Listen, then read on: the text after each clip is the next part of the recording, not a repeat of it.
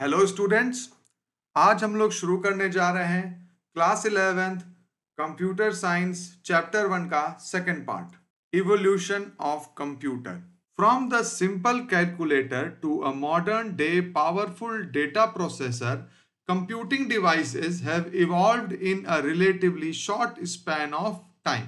तो modern day एक simple computer से लेकर के मॉडर्न डे जो भी आपके डेटा प्रोसेसर हैं, जो भी कंप्यूटिंग डिवाइसेस है, यहां तक आने के लिए कंप्यूटर्स को इवॉल्व होना पड़ा। नहीं कि वो डे वन से बिल्कुल ऐसे ही नहीं थे, उसमें इवोल्यूशन हुआ है। लेकिन ये जो इवोल्यूशन है वो बाकी जो अर्थ में हमारे सराउंडिंग में जिस स्पीड से इवोल्यूशन होता है उसकी अपेक्षा काफी तेज इवोल्यूशन हुआ है, एक शॉर्ट स्पैन ऑफ टाइम में हुआ है।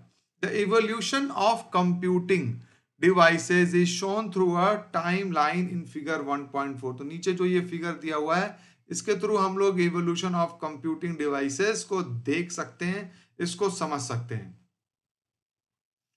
टाइमलाइन शोइंग की इनिशिएटिव्स ऑफ कंप्यूटिंग डिवाइसेस। तो इसमें जो टाइमलाइन है इसमें की इनिशिएटिव यानी कि जो मेन इनिशिएटिव, मेन जो रिसर्च हुई है, कोई खोज हुई है, कोई डिस्कवरी हुई है, उन सभी को दिखाया गया है कंप्यूटिंग डिवाइसेस में। उन सभी को हमने टाइमलाइन पर दिखाया है। तो ये एबेकस है पहला, जो कि 500 बीसी में खोजा गया था। Computing is attributed to the invention of abacus almost 3000 years ago. It was a mechanical device capable of doing simple arithmetic calculations only. तो केवल एक मैकेनिकल डिवाइस था जो कि सिंपल अर्थमेटिक कैलकुलेशंस कर सकता था। इसका नाम था एबेकस और लगभग ये 500 बीसी में किया जाता था। 1642 में जो हमारी रिसर्च हुई वो है पास्कलाइन की, यानी कि Blaise Pascal invented a mechanical calculator. तो अगेन ये एक मैकेनिकल था calculator known as Pascal calculator. ठीक है, इसको हम लोग क्या बोलते थे? पास्कल कैलकुलेटर और Pascaline. To do addition and subtraction of two numbers directly and multiplication and division through repeated addition and subtraction. तो ये क्या कर सकते थे? सबसे पहले ये एडिशन एंड सब्ट्रैक्शन कर सकता था डायरेक्टली, यानी कि दो नंबर्स का एडिशन और सब्ट्रैक्शन, और मल्टीप्लिकेशन और डिवीजन भी कर सकता था by repeated subtraction. Okay, so this one was known as Pascaline, invented in 1642. And then comes 1834 analytic engine. Charles Babbage invented analytic engine, a mechanical computing device for computing, processing, storing and displaying the output, which is considered to form the basis of modern computers. तो Charles Babbage ने एक invent किया analytical engine. ठीक है, ऐसा engine, ऐसा device जो कि इंजन यानी कि मैकेनिकल कंप्यूटिंग डिवाइस। ये अगेन एक मैकेनिकल कंप्यूटिंग डिवाइस था for inputting, processing and storing. तो इसमें तीन चीजों का यूज हुआ था। क्या चीज? Inputting, processing and storing and displaying the output, और फिर एक आउटपुट डिवाइस भी था। ठीक है, तो जो कंप्यूटर के चार इंपॉर्टेंट पार्ट थे वो इसमें यूज हुए थे। कौन कौन से? इनपुट डिवाइस यूज हुआ था, प्रोसेसिंग यूज हुआ था, स्टोरिंग यूज हुआ था, एंड आउटपुट करने के लिए आउटपुट डिवाइस भी यूज हुआ था, which is considered to form the basis of modern computer. इसीलिए चार्ल्स बेबेज को कहते हैं the father of modern computing. ये किस ईयर में हुआ था? 1834। And then comes tabulating machine in 1890. Hermann Hollerith designed a tabulating machine for summarizing the data stored on the punched card. तो हरमन हॉलरिथ ने एक मशीन डिजाइन की जो कि पंच कार्ड पर डेटा को स्टोर कर सकती थी, उसको उसको समराइज कर सकती थी, यानी कि उसे उसको रीड कर सकती थी। It is considered to be the first steps towards programming. ये पहला स्टेप था प्रोग्रामिंग के लिए, इसको जानते थे। इसको ये हुआ है आपका 1890 में। 1937 Turing machine. The Turing machine concept was a general purpose programmable machine that was capable of solving any problem by executing the program stored on the punched card. तो ट्यूरिंग मशीन एंड एक general purpose programming machine, programmable machine यानी general purpose थी है। यानी कि इसको कि अपने रिक्वायरमेंट के अनुसार प्रोग्राम किया जा सकता था। और ये प्रोग्राम को कहां से रीड करती थी? पंच कार्ड से रीड करती थी। ये कब हुआ? 1937 में। उसके बाद आया 1945 एडवेक। तो एडवेक या ENIAC, John von Neumann introduce the concept of stored program. तो पहली बार स्टोर्ड प्रोग्राम का कॉन्सेप्ट यूज हुआ था। Stored program which was capable of storing data as well as program in the memory.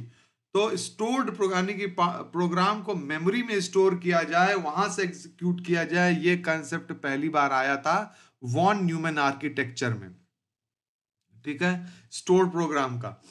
And as well as program in the memory, storing data as well as program in the memory. The EDVEC and the ENIAC computer were developed based on this concept.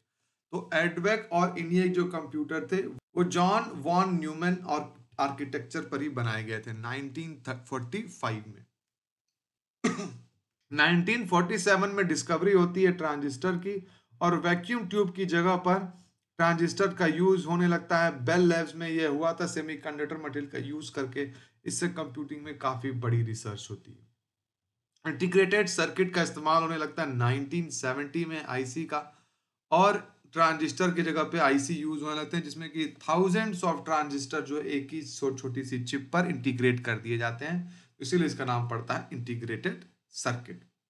ये glimpse है केवल कि किस तरीके से development हुआ है computers का अलग अलग स्टेजेस पर। इसके अलावा और भी बहुत से माइनर स्टेजेस हैं, लेकिन ये माइलस्टोन्स को दिखाया गया है जो कि बड़े बड़े रिसर्चेस हुई थी, जिन्होंने कि अपने टाइम पर कंप्यूटिंग की पूरी डायरेक्शन को ही बदल दिया था।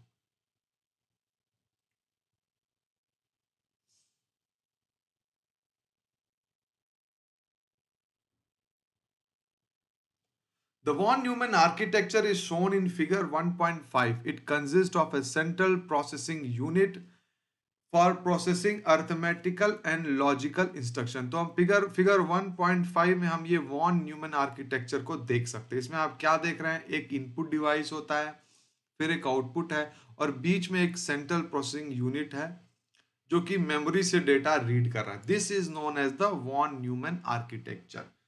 It consists of a central processing unit for processing arithmetical and logical instructions, a memory to store data and program, input and output devices, and communication channel to send or receive the output data. Electronic Numerical Integrator and Computer ENIAC, यानी कि आपने यहाँ ENIAC का हमको full form मिल गया। ठीक है, ENIAC का फुल फॉर्म क्या है?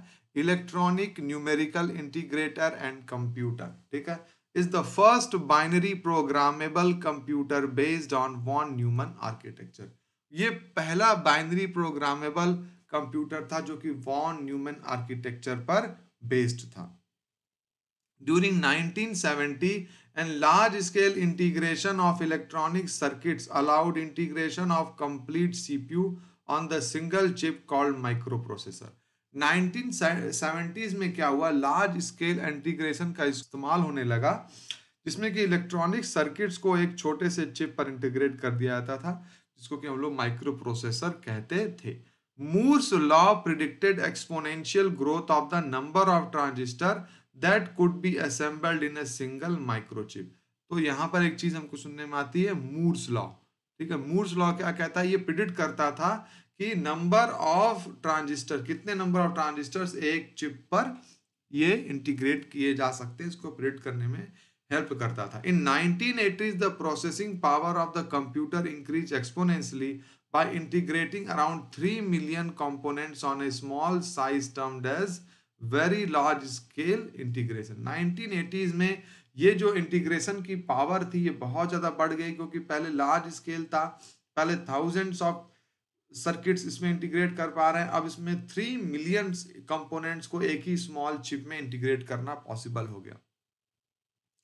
Further advancement in technology has made it feasible to fabricate high density of transistor and other components on a single chip called super large scale integration। ठीक है, तो फिर सुपर लार्ज स्केल आया, तो पहले very large scale आया, फिर पहले लार्ज स्केल आया, फिर वेरी लार्ज स्केल आया, फिर सुपर लार्ज स्केल इंटीग्रेशन आया।